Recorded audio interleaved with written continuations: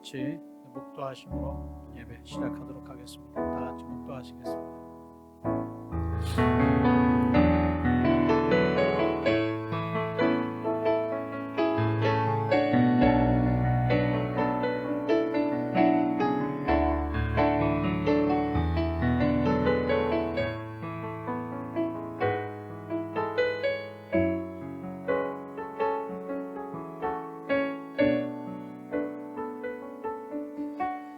우리 이 시간에 다 같이 합심해서 몇 가지 기도 제목을 가지고 기도하도록 하겠습니다.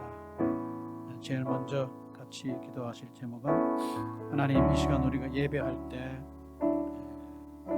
처소에 상관없이, 우리가 있는 현장에 상관없이 우리의 중심을 들여서 예배할 수 있는 저희들 되게 해주시옵소서.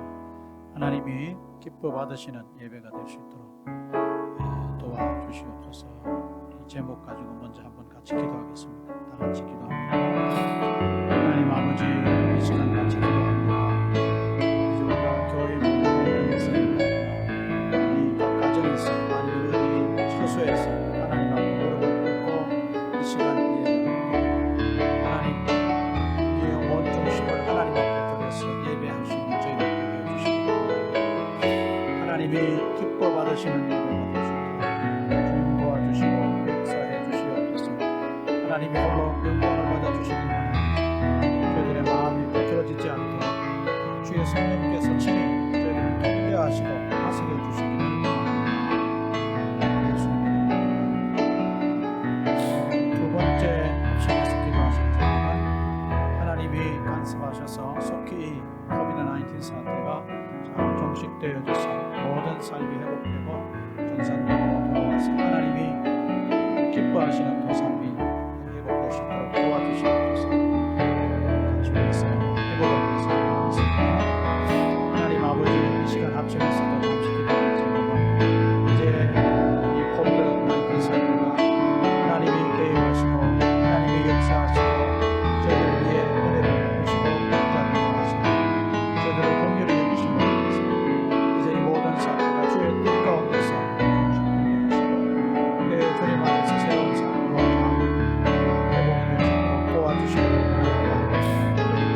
최선을 다하시고 하나님의 역사하심과 하나님의 간섭하심이 있습니다.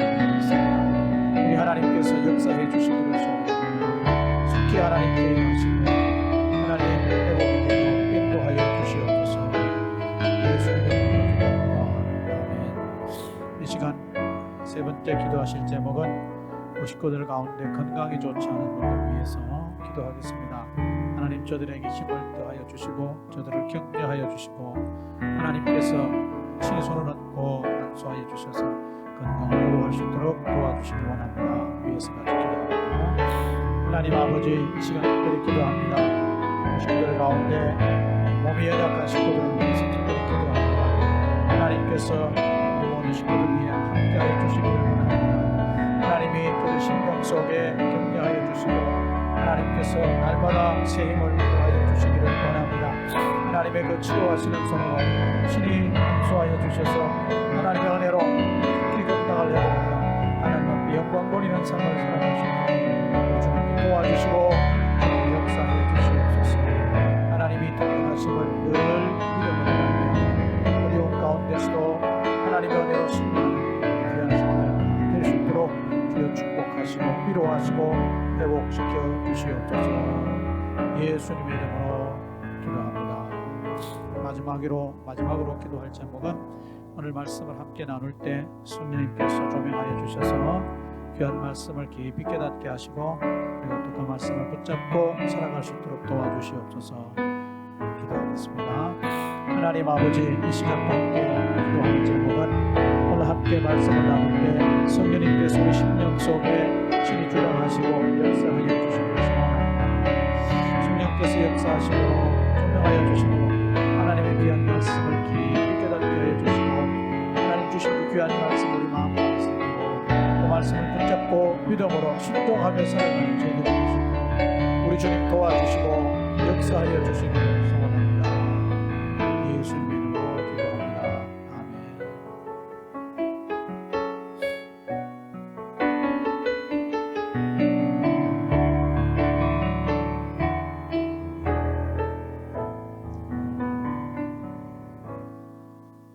찬송가 8장, 올드원은 9, 찬송가 8장, 옛날 찬송가는 9장입니다.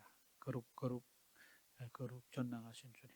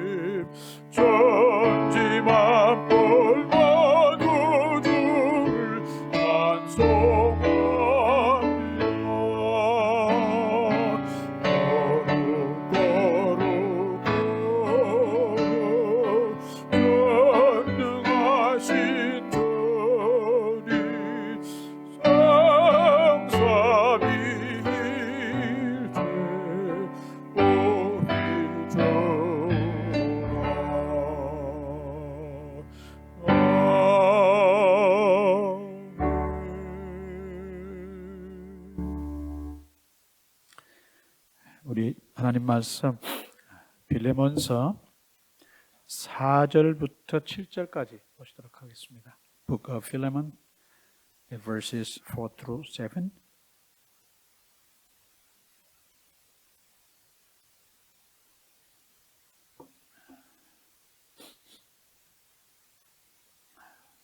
빌레몬서 4절부터 7절 말씀 뜻을 생각하시면서 다 같이 읽으시겠습니다. 시작. 내가 항상 내 하나님께 감사하고 기도할 때에 너를 말함은 주 예수와 및 모든 성도에 대한 내 사랑과 믿음이 있음을 들음이니 이로써 내 믿음의 교제가 우리 가운데 있는 선을 알게 하고 그리스도께 이르도록 역사하느니라. 형제여 성도들의 마음이 너로 말미암아 평안함을 얻었으니 내가 너희의 사랑으로 많은 기쁨과 위로를 받았노라. 아멘. 이 읽은 우리가 4절부터 7절 말씀은 한마디로 사도 바울이 빌레몬을 칭찬하는 그런 내용입니다. 칭찬입니다. 그런데 그 칭찬의 내용을 우리가 이렇게 잘 분석해 보면 다른 말로 표현하면은 빌레몬이 정말 예수님 닮은 삶을 사는 그런 모습에 대해서 칭찬하는 것을 볼 수가 있습니다. 4절 말씀에 이제 보시겠습니다. 내가 항상 내 하나님께 감사하고 기도할 때에 너를 말하면 그랬습니다. 여기서 사도 바울이 하나님께 감사하고 또 그가 기도를 할 때에 빌레몬을 계속 이제 언급하게 된다는 겁니다. 빌레몬에 대한 얘기를 하게 되고, 쉽게 말하면 기도 가운데 하나님 앞에 감사하면서 빌레몬에 대한 기도를 한다는 거죠. 그 감사하는 이유가 뭐냐 하면은 이제 5절 말씀에 나와 있어요.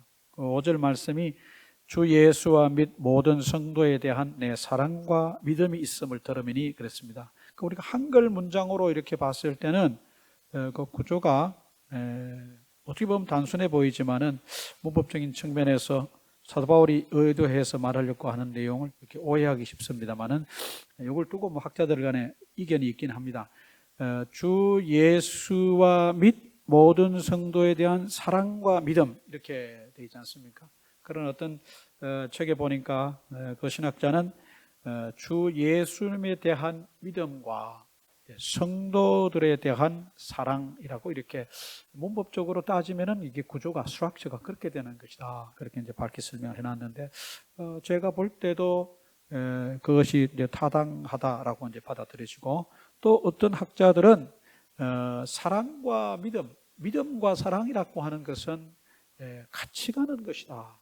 그래서 우리가 요거를 따로 이렇게 사랑 혹은 믿음, 그런 것이 아니라 사랑과 믿음, 사랑, 믿음, 다른 말로 하면 이렇게 합쳐서 같이 가는 것이기 때문에 이렇게 표현했으리라고 이렇게 본다 그랬는데, 제가 볼 때는 어떤 원래 이 말씀이 기록된 원어상에서 문법적 구조를 우리가 살펴본다면 주 예수에 대한 믿음, 그 다음에 모든 성도에 대한 사랑, 우리 이렇게 보는 것이 좋지 않겠나 싶습니다. 왜냐하면 6절, 7절 말씀에 내 믿음의 교제, 그 다음에 7절 말씀에 가서 형제여 성도들의 마음이 너로 말미암아 평안함을 얻었다, 이렇게 이제 표현하는 것을 볼 수 있고, 내가 너의 사랑으로 많은 기쁨과 위로를 받았다라고 하는 것은 필레몬이 성도들을 향해서 베푼 사랑의 실천을 보고 사도 바울이 거기에 이렇게 많은 기쁨과 위로를 받은 것이 아닐까, 이렇게 전체적인 이렇게 문장 구조라든지 흐름을 봤을 때 그것이 타당하다, 그렇게 생각되어 집니다. 이것을 예수님에 대한 믿음, 그 다음에 성도들에 대한 사랑, 이렇게 봐도 되고, 이걸 뭉쳐서 같이 가도 되고, 사실 크게 문제될 것은 없습니다만, 그래도 우리가 조금 더 어떤 본문 속에서 의도하는 바를 본다면 이제 그렇게 봅니다. 예수 그리스도에 대한 믿음, 성도에 대한 사랑. 우리가 십계명을 설명할 때 그런 얘기를 곧잘 합니다. 십계명을 이제 반으로 나누면은 앞쪽의 것은 하나님과의 관계를 말하는 것이고, 뒤쪽에 나머지 계명들은 수평적인 우리 관계를 설명하는 그런 계명이다, 이렇게들 이제 말을 많이 합니다. 그래서 조금 뭐라 그럴까요, 좀 알레고리컬한 그런 해석이지만, 십자가가 왜 이렇게 위로 옆으로 되어 있는지 아느냐? 이제 그렇게 해서 조금 좀 은유적으로 이렇게 설명을 하려고 합니다.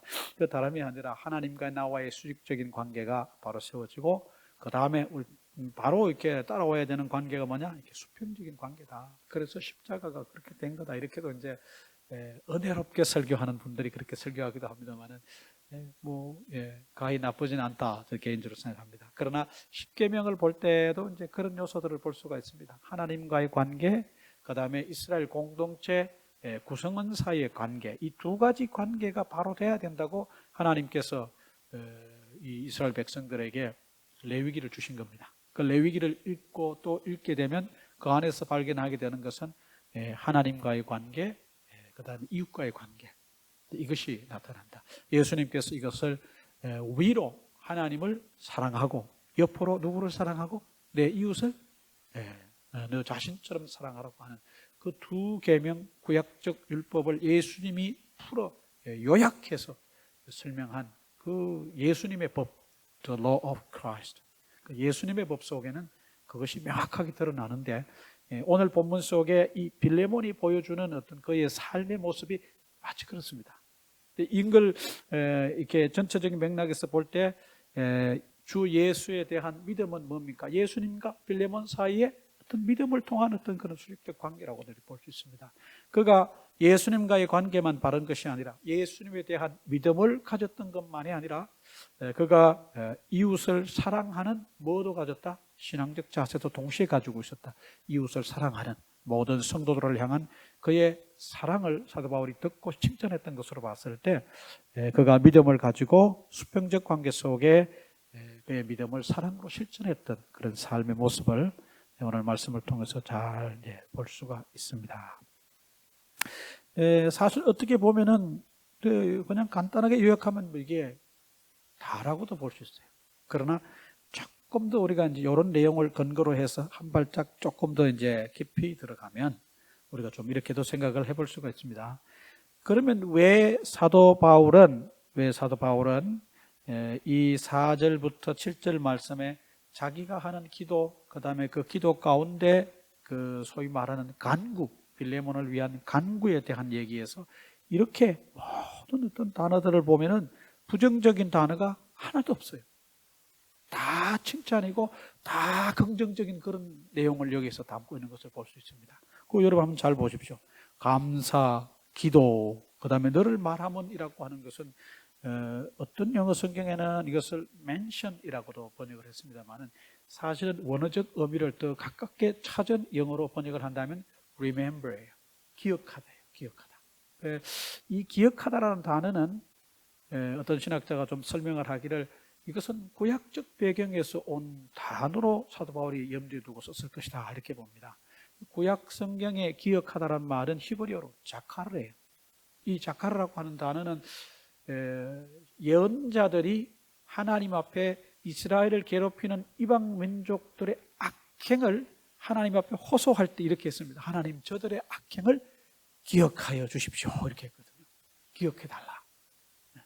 또 하나님께서 실제적으로 내가 너를 기억하겠다 또 이렇게도 말씀하셨어요. 구약 성경에서 이 자카르라고 하는 기억하다고 하는 이 단어는 굉장히 중요한 어떤 그 신학적 의미를 지닌 단어로 그렇게 사용이 됩니다. 여기에서 사도 바울이 빌레몬과의 어떤 관계를 설정해서 얘기할 때 내가 너를 말하면이라기보다는 내가 너를 기억한다고 하는 것은 단순히 기도 속에서 하나님 우리 빌레몬이 이렇게 참 믿음 생활 잘할 수 있는 사람 되게 해주십시오 이런 단순한 멘셔닝 이상이라는 거예요. 거기에 더 큰 의미와 더 깊은 의미를 담아서 정말 기도할 때마다 이 빌레몬을 떠올리고 그냥 단순히 말 한마디 하고 지나가는 그런 기도의 어떤 대상이 아니라 그런 기도를 해주는 사람이 아니라 기도할 때만 되면 그가 그냥 자동적으로 마음속 깊은 곳에서부터 우러나와서 떠오르는 거예요. 그렇잖아요. 우리가 누구를 위해서 기도할 때 하나님 아무개가 지금 아픈데 하나님 속히 치료해 주십시오 이러고 이제 다음 그리고 또 하나님 또 C라는 사람이 이렇게 있는데 또 이 사람은 또 지나가고 그런 게 아니라는 거예요. 예, 그런 게 아니라는 거예요. 어떻게 보면 헬라적 사고방식 속에는 그게 맞는지도 몰라요. 그러나 사도 바울이 유대적 배경을 가지고 이런 단어를 사용했다면은 그것을 넘어서서 어떤 단순한 사실 위에 더 깊은 뭔가가 있는데 하나님 앞에 기도할 때 그냥 그 사람이 떠오르면서 그냥 다 이렇게 뭐 말로 하나하나 조목조목 RS가 아니라 리스팅해서 이건 저만하고 저만하고가 아니라 그냥 그 사람을 생각하면 마음속 깊은 곳에서부터 감사가 우러나온다 이런 뜻이에요. 이게. 그것 좀 차원이 다르고 차이가 있죠. 그렇지 않습니까? 그런 의미에서 사도 바울은 mention이란 말, 너를 말하면 이란 말을 그렇게 썼어요. 아주 참 우리가 자세히 알고 보면 굉장히 참 의미가 깊은 그런 말인 것을 볼 수 있습니다. 그러니까 사도 바울이 여기에서 이 기도하는 내용에 대해서 자기가 설명을 하면서 그 다음에 5절, 6절에 가서 이렇게 쭉 빌레몬에 대한 사랑의 실천과 예수 그리스도에 대한 믿음을 칭찬하는데 그 의도가 뭐냐? 그 의도가 뭐냐? 그러니까 지금 빌레몬이 하고 있는 그 신앙생활 자체가 아주 훌륭하다고 하는 것을 사도 바울이 지적하고 설명하는 거예요. 왜 그가 이런 말을 내가 기도 가운데 내가 이렇게 한다. 기도할 때마다 너의 이러한 삶의 모습을 내가 기억하면서 기도한다고 하는 그 말의 의도가 뭐냐? 다른 말이 아니라 이 오네시모를 염두에 두고 하는 얘기입니다.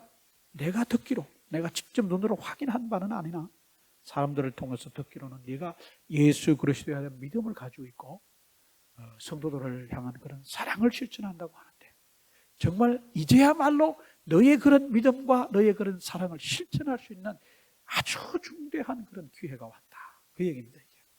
그게 뭐냐? 그 밑에 내려가면은 7절 말씀에서 6절 말씀에서 우리 가운데 있는 선을 알게 하고라고 하는 말로 사도 바울이 설명했고, 그리스도께 이르도록 역사하느니라 말로 설명한 그 말이, 네가 믿음을 가지고 있다는데 그 믿음은 뭐냐? 예수 그리스도를 믿는 믿음이 아니냐. 네가 그 믿음의 의미를 더 깊이 한번 되돌아보고 살펴봐라는 얘기입니다. 그 믿음이 어떻게 해서 생기느냐? 네가 어떻게 해서 그런 믿음을 가질 수가 있었느냐? 그건 다름이 아니라 예수 그리스도께서 너와 전혀 상관이 없는 그런 분인데 너를 위해서 십자가에 못 박혀 달려 돌아가심으로 이제 네가 그 사실을 믿음으로 예수 그리스도에 대한 그런 믿음을 갖게 되는 것이고, 소위 말하는 그 과정을 통해 구원을 얻게 되고 예수님을 닮아가는 그런 믿음의 삶을 살 수 있는 사람이 되지 않았느냐. 그러니까 지금 너의 모든 삶의 기본과 근거가 되는 것은 뭐냐? 예수님이 너를 위해서 돌아가셨다는 그 사실을 네가 믿는 거다 이 말입니다. 그러니까 예수님의 죽으심, 부활하심, 예수님의 다시 오심, 예수님의 생애 가운데서 하신 말씀들을, 그 모든 것에 대한 믿음을 갖고 있는 그 빌레몬, 그것이 바로 예수 그리스도의 희생으로부터 시작이 되고, 다른 말로 말하면 너와 전혀 관계가 없었는데 너의 죄를 용서하시기 위해서 십자가에 돌아가시지 않았느냐. 십자가에 못 박히신 예수 그리스도, 그에 대한 믿음을 네가 가지고 있다. 그 믿음의 결과로 예수님이 너를 사랑하신 것처럼 네가 다른 성도들을 향해서 사랑을 지금 실천하고 있지 않느냐? 맞다. 지금 이 순간에 내가 진짜로 내가 가진 믿음과 네가 실천하는 사랑의 그런 차원에서 또 한 사람을 네가 사랑해야 될 그런 중요한 시점에 와 있다. 그 누구냐? 너로부터 도망을 쳤든지 어쨌든 간에 너를 떠나서 너의 신분으로 너를 떠났던 이 오네시모가 이제 너에게로 다시 돌아가는데, 이 사람이 예수 믿는 사람이 됐다. 그러니 네가 지금 너희 교회 안에, 이 골로새 교회라고 보는데 골로새 교회 안에서 성도들을 향해서 실천했던 그 주님의 사랑을 이 사람에게도 뭐 해달라? 베풀어 달라는 거예요. 근데 문자적으로 그거 나옵니까? 안 나옵니까? 안 나와요. 그거를 전제하고 그거를 여기서 암시하는 거예요. 영어로 말하면 imply 하는 것입니다. 내가 바로 이렇게 훌륭한 신앙의 삶을 사는데, 여기서 이렇게 사도 바울이 이렇게 이제 칭찬하는 것은 바로 그런 것을 말하는 것입니다. 그러면서 이런 빌레몬의 그 어떤 신앙의 삶의 모습이 지금 로마의 감옥에 갇혀 있는 자신에게는 큰 기쁨과 위로가 됐다. 굉장히 큰 기쁨과 위로가 됐다는 것입니다. 지금 자신은 감옥에 갇혀 있는 사람이다, 그 얘기죠. 이미 우리가 그 앞부분에서 봤지만 예수 그리스도를 위하여 지금 죄인이 된, 프리즈너가 된 그런 자신을 밝혔습니다. 그러니까 자신은 그 감옥에서, 그 감옥의 열악한 환경 속에서 어떤 그 물리적 자기에게 주어진 환경과 조건만 본다면은 도저히 기쁨과 위로를 가질 수 있어요, 없어요? 가질 수 없습니다. 그에게 주어진 삶의 환경 속에 우리가 육신적으로 바라볼 때, 믿음이 없이 바라볼 때, 불신의 눈으로만 그냥 상식적으로만 본다면 그에게 주어진 환경은 기쁨과 위로를 받을 수 있는 그런 환경이 전혀 못 된다는 거죠. 근데 그런 가운데서 지금 사도 바울이 이 빌레몬의 소식을 듣고 그 열악한 물리적 환경 속에서 있었지만 신앙적으로, 내면적으로 참 믿음의 관점에서는 큰 기쁨과 큰 위로가 됐다고 그렇게 얘기를 합니다. 우리 말에는 그냥 큰 기쁨과 위로를 받았노라 이제 그렇게만 되어 있습니다만은 또 그 앞부분에 형제여 성도들의 마음이 너로 말미암아 평안함을 얻었다. 여기서 우리 한국말은 그냥 평안함이라 그렇게 되어 있습니다만 대부분의 영어 성경은 refresh라고 하는 말을 썼습니다. refresh가 뭔지 아마 잘 아실 것입니다. 그러니까 fresh, refresh 되는 거예요. 그러니까 자기의 우리 한국말로 조금 더 이렇게 말로 풀이한다면 내 마음, 성도들의 마음을 네가 시원하게 해줬다. 그런 말이거든요. 성도들의 마음을 네가 시원하게 해주고 성도들의 마음을 네가 정말 상쾌하게 해줬다. 이런 모습에 대해서 역시 7절에서 이렇게 칭찬하는 그런 모습을 봅니다. 그러니까 이런 일련의 모든 빌레몬에 대한 뭡니까? 이 칭찬은 지금 하고 있는 너의 신앙생활이 여기서 멈추지 말고 오네시모가 너를 찾아갔을 때도 계속되기를 바라는 마음에서 사도 바울이 그의 신앙의 중요한 모습들을 들추어내고 그 다음에 그것을 이렇게 세세하게 칭찬하는 그런 모습을 봅니다. 이것을 이제 염두에 두고 우리가 조금 더 한번 생각을 해보겠습니다.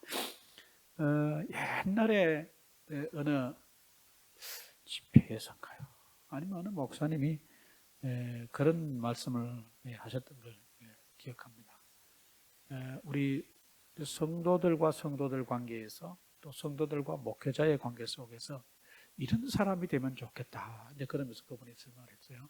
그건 뭐냐 하면 아무개 사람을 생각하고 기도할 때마다 그 마음에 감사가 우러날 수 있는 사람이 되면 좋겠다. 그랬어요.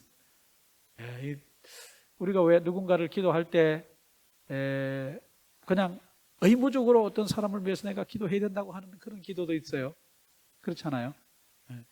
또 어떤 기도는 그냥 조금 더 그 close relationship이 있어서 조금 더 마음을 오픈하고 따뜻한 마음으로 그 사람을 위해서 기도하는 그런 대상도 있습니다.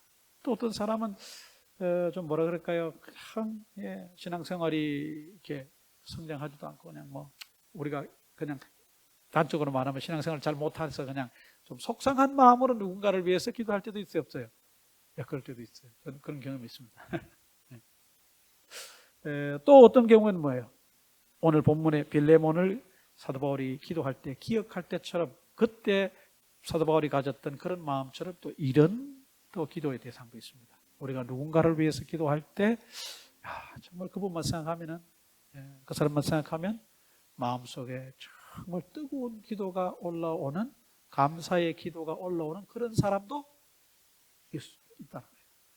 이왕이면 어떤 사람이 되자? 제일 마지막에 나오는 제가 언급했던 이런 사람들이 되면 좋지 않겠느냐. 꼭 목회자와 성도 간의 관계가 아니라 성도와 성도 간의 관계, 목회자와 또 목회자의 관계, 부모와 자식 간의 관계 속에서도 그게 참 아름답고 바람직한 그런 신앙의 어떤 모습이 아니겠나 이런 생각이 듭니다. 그러려면 내 나름대로 내 신앙생활을 돌아보고 남에게 그런 어떤 마음을 줄 수 있는 상대방으로 하여금 나를 위해서 기도할 때는 정말 뜨거운 마음으로 기도할 수 있게끔 만드는 내 어떤 모습이 있어야 될까요? 없어야 될까요? 네, 있어야 됩니다.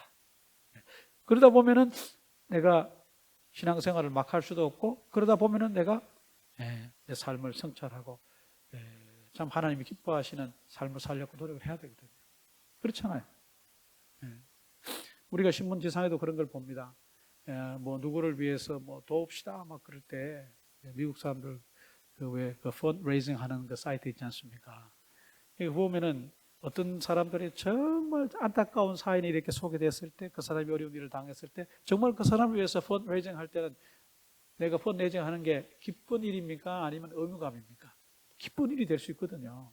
그렇지만은 평소에 뭐 이렇게 그 사람이 하는 어떤 모든 것을 봤을 때 영 뭐 이렇게 달갑지 않고 남에게 선한 인상을 주지 않은 사람인데 어려움을 당했을 때는 그 사람을 위해서 도웁시다 그럴 때 돕기는 돕지만 그 마음에 기쁨이 있어요, 없어요? 기쁨 잘 없습니다. 그런 거하고 원리가 어떻게 보면 참 비슷합니다.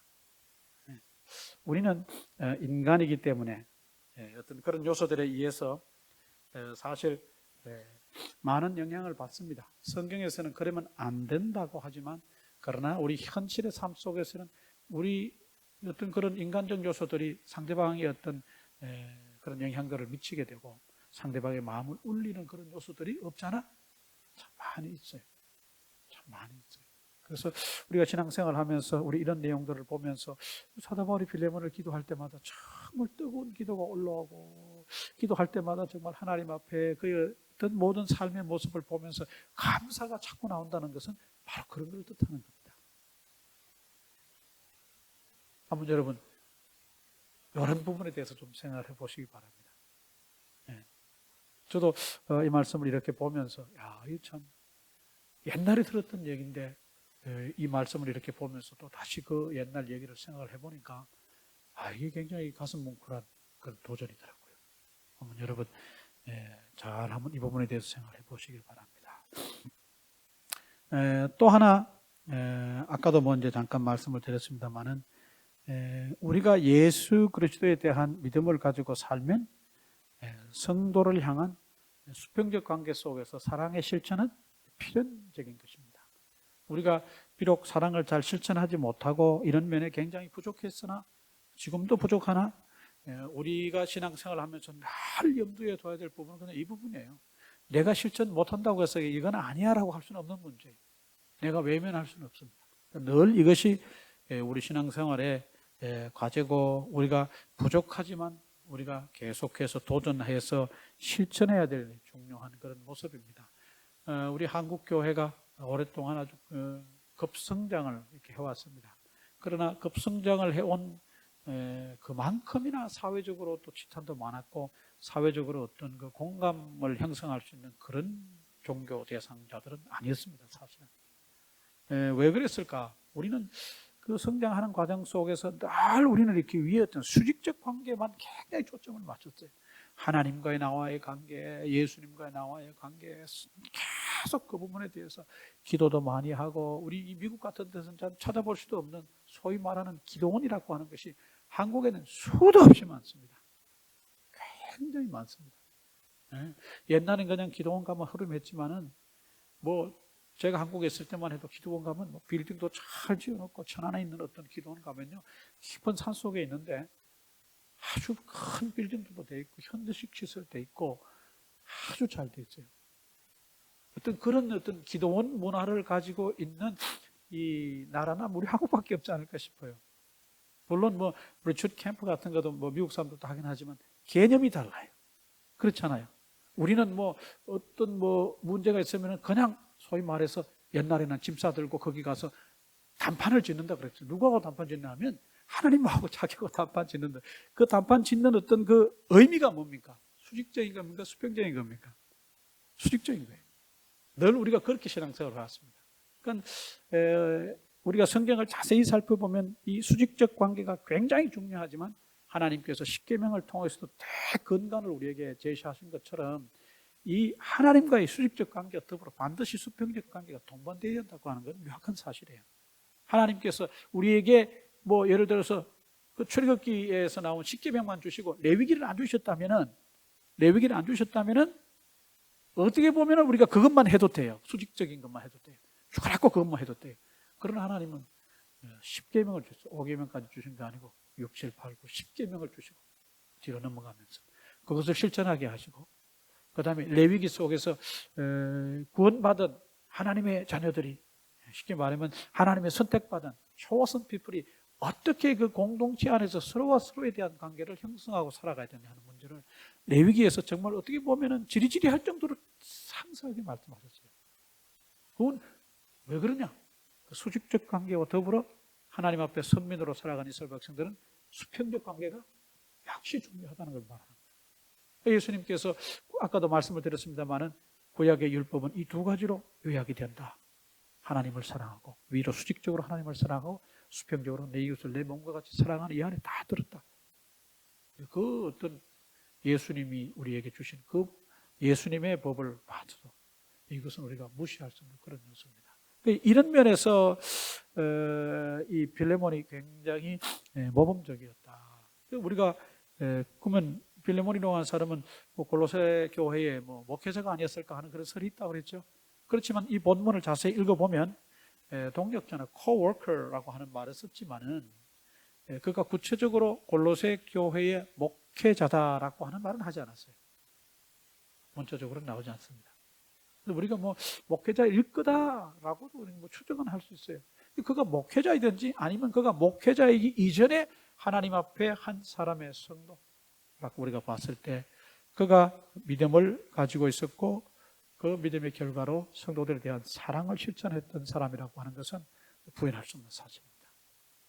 우리는 이런 면에 대해서 깊이 생각하지 않는 그런 좀 약점 그런 모습들이 우리 안에 있습니다.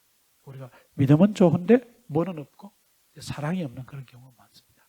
그래서 오늘 이 빌레몬의 삶의 모습에서 예수님에 대한 믿음은 성도들에 대한 사랑으로 이렇게 같이 이렇게 실천이 되었다고 하는 것. 한번 여러분들이 잘 생각해 보시길 바라겠습니다. 내가 믿음은 있는데 굳이 성도가 아니라 이웃에 대한 어떤 사랑이나 내가 실천해야 될 사랑이 있는가? 뭐 이런 말을 하는 저 역시도 이런 면에서는 아주 부족합니다. 우리가 이런 면에 대해서 깊이 생각하지 않고 수직적 관계에 너무 오랫동안 치중해 왔기 때문에 이런 거에 대해서 구체적 실천 방법이라든지 이것을 삶 속에서 정말 하나하나 실천하려고 하는 의지라든지 이런 요소들이 상당히 저 역시도 부족합니다. 한번 여러분들 이 부분에 대해서 잘 깊이 한번 좀 성찰해 보시기를 바라겠습니다. 이 6절 말씀에서 아까 한번 설명을 이미 드렸지만 이로써 내 믿음의 교제가 우리 가운데 있는 선을 알게 하고 그리스도께 이르도록 역사하느니라 그랬는데 우리 한국말 성경으로는 그리스도께 이르도록 역사한다 이렇게 이게 좀 뜻이 애매합니다. 뜻이 애매해요. 여기에 6절 말씀에 우리 가운데 있는 선을 알게 한다라고 하는 것, 그리스도 안에서 우리 가운데 있는 선을 알게 한다는 말이 무슨 말이냐? 아까 사도 바울의 의도는 뭐라 그랬어요? 오네시모를 네가 받아들이길 원한다 그런 뜻이었지만 그 뜻이기 이전에 이 문자적인 의미는 여기서 알게 한다라고 하는 말은 소위 말하는 이제 지식이라고 하는 단어인데 뭐 여러분 영어 단어에도 잘 아실 것입니다. 그리스 단어의 그노시스라고 하는 단어가 영어로 이제 넘어와서 역시 이제 그런 지식이라고 하는 영지 소위 말하는 spiritual knowledge를 뜻하는 그런 단어로 이렇게 사용이 됩니다. 여기에서 이 알게 한다고 하는 말은 그냥 그리스 말의 그노시스가 아니라 앞에 접두사가 뭐가 하나 더 붙었어요. 에피그노시스예요. 에피그노시스. 그래서 어떤 신학자는 이 단어를 풀어 설명하기를 그렇게 했습니다. 이것은 simple knowledge가 아니라 more than that. 어떻게 생각하면은 deep perception이다. 이렇게 설명했습니다. 우리가 볼 땐 그것이 아니야 그랬지만은 좀 차이가 있죠. 그 다른 말로 말하면 그냥 앞에 그냥 하는 말은 안다는 말은 단순히 어떤 사실을 안다는 것이고 원래 이 단어에서 사용된 에피그노시스라고 하는 그 말의 뜻은 그 안다는 것을 기반으로 해서 그것을 근거로 더 깊은 더 아주 뭔가가 했던 심오한 뭔가가 있는 그 가운데 뭔가 깨달음이 있는 무엇에 대한 지각이 있는 그런 뜻을 말하는 것입니다. 우리가 이것을 볼 때 선뜻 봐서는 차이가 없는 것 같으나 자세히 생각하면 여기에도 굉장히 큰 차이가 있습니다. 단순히 안다는 것과 어떤 것에 대한 좀 다른 말로 하면 깊이 깨닫는다는 것은 차이가 있을까요? 없을까요? 차이 많습니다. 여러분이 성경을 잘 압니다. 그러나 여러분들이 아는 성경의 많은 부분에 대해서 깊이 깨달음을 갖는 것은 차이가 있습니까? 없습니까? 차이가 있어요. 차이가 있습니다. 뭐 당연한 얘기죠. 성경에서 예수님께서도 제자들에게 말씀을 하실 때 제자들이 이미 많은 사실을 알고 있었어요. They know. 알고 있었어요. 그런데 예수님께서 그거를 기반으로 해서 어떤 중요한 예화라든지 말씀을 하시고 꼭 거기에 덧붙이는 말씀이 있습니다. 너희가 듣는 것을 깨닫느냐고 자꾸 물어보시는 거예요. 깨닫느냐? 깨닫느냐? 깨닫느냐? 네. 깨닫느냐? 이 깨닫는 문제가 예수님에게도 굉장히 중요한 이슈였어요. 제자들에게 많은 것을 말씀하셔서 그들이 알지만 they have knowledge. 그러나 정말 이것을 그 knowledge를 근거로 해서 깊은 어떤 understand, 아주 deep 그런 perception이 그들 속에 있었느냐 없었냐 하는 것이 예수님의 늘 관심사였어요. 목회자가 설교를 할 때도 역시 마찬가지입니다. 이 전하는 말씀을 그냥 어떤 단순한 지식적 차원에서 accept하는 것을 넘어서서 accept and deep understanding, 깊은 깨달음이 그 안에 있는가, 이것이 늘 목회자들의 관심사일 겁니다. 설교자들이 설교할 때 늘 관심사입니다. 그래서 우리가 아까 기도했지만 하나님의 말씀을 함께 나올 때 우리가 성령님의 도우심을 구합니다. 우리가 The Holy Spirit help us to understand deeply, illuminate. 그 조명을 해서 그 말씀을 깊이 깨닫게 해달라고 그렇게 우리가 간구합니다.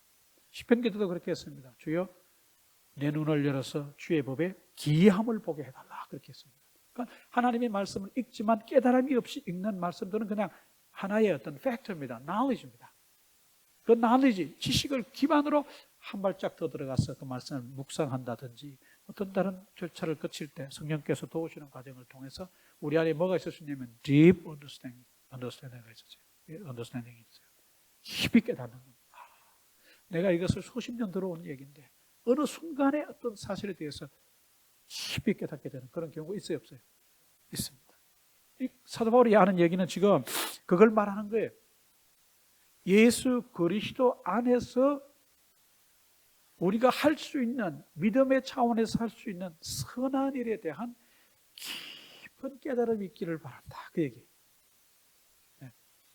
우리가 에베소서에도 그런 얘기 했지 않습니까? 우리가 믿음을 통해서 은혜로 은혜 받고 예수 믿음하면 구원 얻는데 그 구원 얻는 목적이 뭐냐? 하나님께서 우리를 구원하신 목적이 뭐냐? 선한 일을 하기 위함이다. 그렇게 나와 있습니다. To do the good things 이렇게 나와 있어요. 그러면 그때 선한 일이 뭐냐? 그 문맥 속에 들어가서 그 선한 일을 찾아보아야 됩니다. 오늘 여기에서 선을 알게 한다고 하는 것은 그건 뭔 뜻이냐? 네가 예수 그리스도 안에서 믿음의 관점에서 깊은 깨달음 속에 이제 너로부터 도망쳤던 너의 오네시모가 예수 믿고 돌아오는데 그를 네가 믿음의 관점에서 예수님이 너를 용서하신 것처럼 네가 용서해야 된다는 것에 대한 깊은 깨달음이 있기를 원한다. 그랬을 때 너는 비로소 어떻게 되느냐? 우리 한국말로는 그리스도께 이르도록 역사한다 그랬는데 네가 그리스도와 같이 될 것이다. You will become Christ-like. 이렇게 된다. 그때서야 비로소 이 사실을 깊이 깨닫고 오네시모를 너의 밑에 이제 내려가 말합니다만 너희가 아니라 너의 사랑받는 형제로 둘 자라 그렇게 얘기하지 않습니까?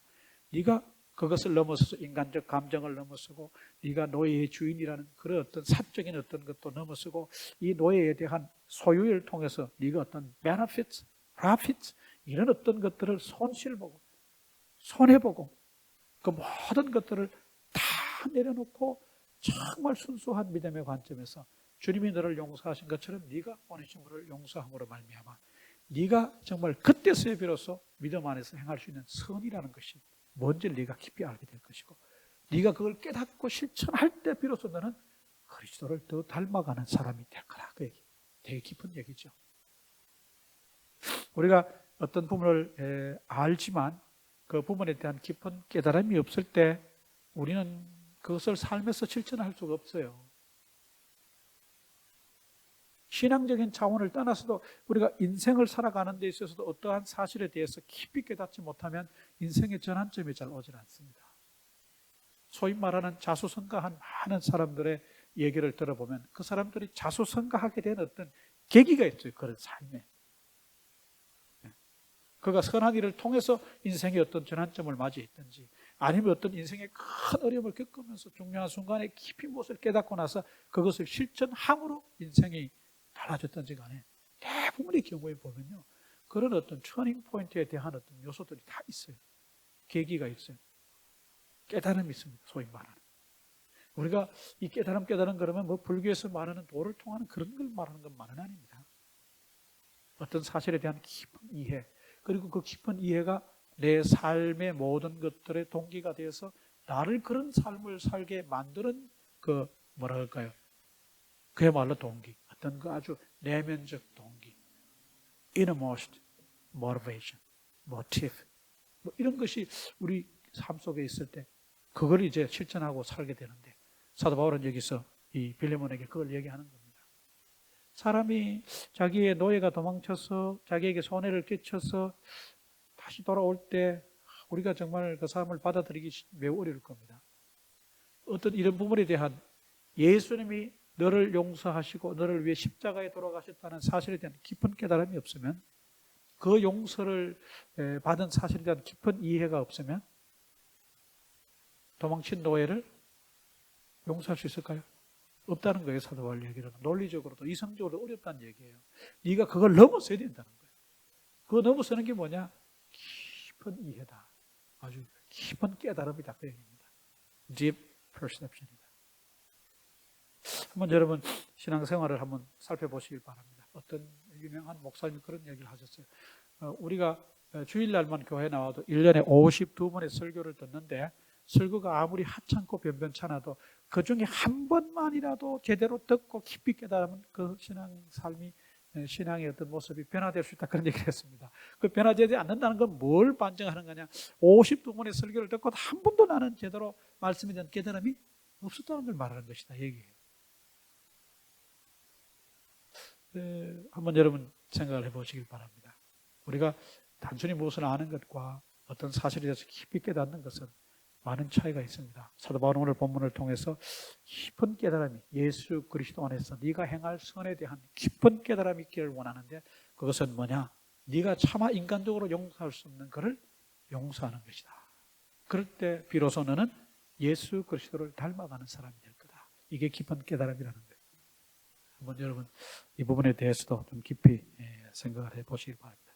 마지막으로 하나 더 살펴볼 것은, 우리가 인생을 살면서 소위 말하는 선한 영향력을 행사하는 사람, 요즘 최근에 많이 이제 뭐라 할까요? 인터넷상이나 온라인상에서 이렇게 볼 수 있는 그런 표현들입니다. 우리는 음으로 양으로 누군가에게 또 영향력을 끼치면서 행사하면서 삽니다. 이왕이면 좋은 영향력을 행사하고 이왕이면 어떤 좋은 무엇인가를 전하는 그런 삶을 사는 것이 좋지 않겠느냐. 세상 사람들도 지금 그렇게 생각을 합니다. 근데 오늘 여기 7절 말씀에 보니까 빌레몬은 그런 삶을 살았던 사람입니다. 그런 신앙생활을 했었어요. 성도들의 마음이 너로 말미암아서 평안함을 얻었다. 아까 이거 설명을 했습니다. 성도들의 마음을 네가 시원하게 해줬다. 리프레시 해줬다. 그 다음에 감옥에 갇혀서 정말 열악한 환경 속에 있는, 인간적으로 볼 때는 전혀 위로와 기쁨을 가질 수 없는 환경에 있는 사도 바울에게 큰 기쁨과 위로를 주는 삶을 살았다. 한번 여러분 생각해 보시기 바랍니다. 여러분도 누군가에게, 여러분 주변에 있는 사람 누군가에게 어떤 영향력을 끼쳐요. 그것이 선한 영향이든지 나쁜 영향이든지, 내가 영향을 끼치려고 끼치는 게 아니에요. 그 내 삶 속에 어떤 반복된 어떤 행위가 남들이 바라볼 때 그게 하나의 영향력으로 바뀌어서 뭐예요? 이렇게 전달될 수 있거든요. 특히 이렇게 감수성이 예민하고 이렇게 그럴 때가 언제냐면 남녀가 이성교제할 때거든. 인식. 그때 상대방에게 선한 영향력을 끼칠 수 있는 좋은 기회예요. 아주 좋은 기회. 그러니까 나에게 어떤 좋은 인생의 삶의 어떤 모습이 있을 때, 그것이 그 삶을 내가 살아갈 때 상대방이 어떻다는 거예요? 이 선한 영향을 끼칠 수 있고, 내가 끼치려고 끼치는 게 아니에요. 그래서 사도 바울은 지금 빌레몬의 그런 모습을 지적하고 있습니다. 우리가 예수 믿고 살면서 내 주변의 사람들에게 이왕이면 더 적극적으로 예수 그리스도를 닮은 삶의 모습을 통해서 그들에게 더 좋은 이렇게 영향력을 끼치고 산다면 얼마나 그게 좋고 바람직한 모습일까요? 근데 사실은 아까도 말씀드렸지만 우리는 수익적 관계에 너무 치중했기 때문에 이런 모습에 대해서는 뭐예요? 잘 이렇게 생각을 깊이 못했습니다. 그러다 보니까 그냥 예수쟁이란 말로 영향력을 끼쳤고, 예수에 미친 이런 좀 거칠은 표현으로 우리가 묘사되는 그런 영향력을 끼치고 살아왔어요. 어떤 면에서 좀 선한 영향을 끼치고 살아갈 수 있는 삶을 살 수 있다면 역시도 참 좋겠다 하는 생각을 해봅니다. 저에게도 도전이 되는 말씀입니다. 주변에 살펴볼 때 내가 정말 선한 영향을 끼치고 사느냐, 아니면 그저 그런가, 아니면 나쁜 영향을 끼치고 사는가. 이렇게 살펴본다면 부끄러운 모습이 사실은 저 개인적으로는 더 많습니다. 한번 여러분 이런 부분에 대해서 생각해 보시기 바랍니다. 다른 사람에게 시원함을 주는 사람, 다른 사람이 내 삶을 볼 때 혹은 내 어떤 모습을 볼 때 아주 큰 기쁨과 위로를 얻는 그런 사람, 이게 참 되게 좋은 건데 실천하기는 매우 어려운 부분입니다. 역시도 많이 부족한 부분입니다. 한번 이 부분에 대해서 우리 같이 한번 깊이 생각을 하고 이번 한 주간 또 말씀을 묵상하시면서 내가 어떻게 살아야 이렇게 다른 사람에게 이런 영향력을 끼칠 수 있는 삶을 살 수 있을까? 고민해 보시기 바랍니다. 우리가 고민해 보지 않았기 때문에 이것을 실천 못했거든요, 사실은. 이 부분에 대해서도 한번 잘 생각해 보시길 바랍니다. 오늘 말씀은 사도 바울이 빌레몬을 칭찬하고 격려해서 이제 오네시모를 잘 받아들이기를 하는 얘기지만 그 가운데 아주 중요한 이런 참 은혜로운 도전적인 많은 말씀들이 들어있다고 하는 것 기억하시고 이번 한 주간 말씀을 다시 한번 읽고 묵상하시고 깊이 생각하시는 가운데 많은 깨달음이 있기를 바라고 그 깨달음을 성령님의 도우심을 입어서 실천하신 한 주가 되시기를 바라겠습니다. 기도하겠습니다. 하나님 아버지, 오늘 또 귀한 말씀을 통해서 우리의 믿음을 다시 한번 점검하고 또 성찰합니다. 많이 부족합니다. 하지만 우리가 부족하다 그래서 우리가 잘 실천하지 못한다 그래서 우리가 애써 외면하고 그것은 나와 상관없는 신앙적인 어떤 모습이다 이렇게 간주할 수만은 없는 줄로 주님 압니다. 오늘 말씀을 통해 우리가 다시 한번 마음속에 큰 도전을 얻고 우리가 함께 살펴봤던 이 몇 가지 말씀들을 중심으로 깊이 묵상하는 가운데 성령님께서 더 깊이 깨닫게 하시고 정말 그 깨닫게 하신 바로 우리가 참 삶을 살아갈 수 있도록 도와주시기를 원합니다. 예수님의 이름으로 기도합니다. 아멘.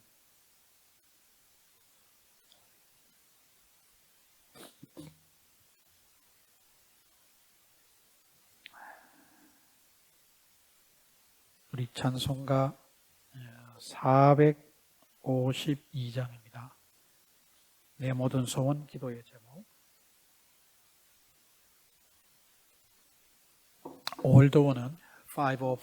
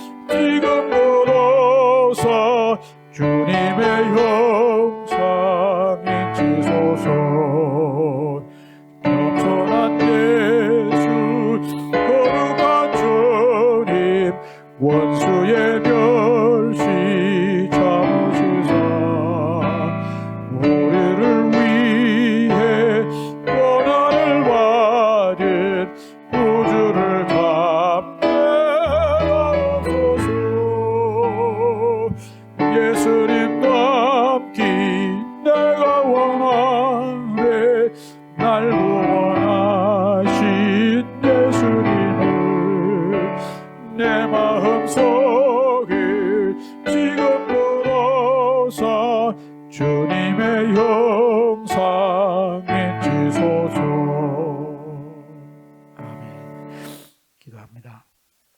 하나님 아버지, 오늘도 귀한 말씀을 통해서 우리의 삶을 잘 살펴보게 하시고 우리의 부족함을 또 보게 하시고 연약함을 알게 하시고 이 말씀을 또 깊이 묵상하는 가운데 성령께서 도우셔서 더 깊이 깨닫게 하시고 그 깨달은 바를 그냥 놓지 않고 우리가 붙들고 마음판에 새기고 순종하며 실천하며 살아갈 수 있도록 주님 도와주시기를 원합니다. 지금은 우리 주 예수 그리스도의 은혜와 하나님 아버지의 무궁하시고 지극하신 사랑하심과 성령님의 내주 교통 위로 충만 인도하심이 오늘 말씀을 듣고 그대로 순종하기로 마음에 결심하는 우리 모든 성도들 머리 위에 내내 함께 하시기를 간절히 축원하옵나이다. 아멘.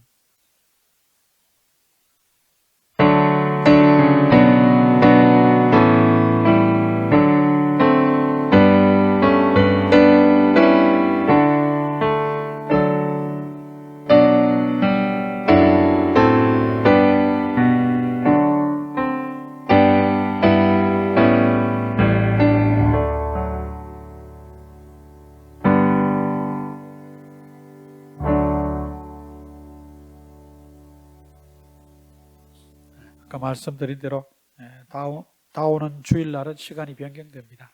착오가 없으시길 바라겠습니다.